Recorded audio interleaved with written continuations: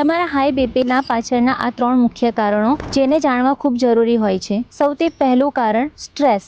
જ્યારે તમે વધારે પડતી ચિંતા અનુભવો છો અથવા તો સ્ટ્રેસ લો છો ત્યારે તમારી બોડીમાં એડ્રેનાલિન હોર્મોન રિલીઝ કરે છે, જેના લીધે હાર્ટ ખૂબ જ ઝડપથી ધડકવા લાગે છે અને બીપી અચાનકથી સ્પાઇક થઈ જાય છે. બીજું મુખ્ય કારણ છે વધારે પડતું મીઠું એટલે કે સોલ્ટ ખાવું.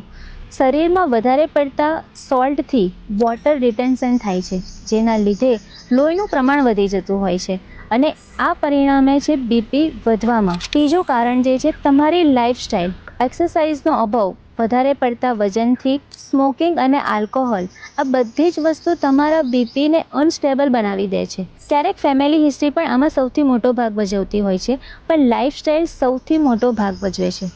હવે જો તમારું માથું સતત દુખતું રહેતું હોય, ચક્કર આવતા હોય, ગભરામણ થતી હોય અથવા તો શ્વાસ લેવામાં તકલીફ થતી હોય તો આવા કોઈપણ લક્ષણોને ઇગ્નોર ના કરશો. નોર્મલ બીપી હંમેશા 120/80ની આજુબાજુ હોય છે, પણ જો આ 140/90થી વધી જાય અથવા તો એનાથી વધારે પડતું જોવા મળે તો એ તરત જ એલર્ટની સાઇન છે, તો એલર્ટ થઈ જાઓ.